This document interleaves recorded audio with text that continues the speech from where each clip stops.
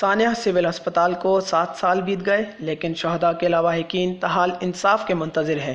ثانیہ 8 اگست 2016 کے judicial commission report پر کوئی عمل درآمد نہیں ہوا۔ ثانیہ سول اسپتال سے متعلق نظر ثانی کی درخواست تاحال سپریم کورٹ میں التوا کا شکار ہے۔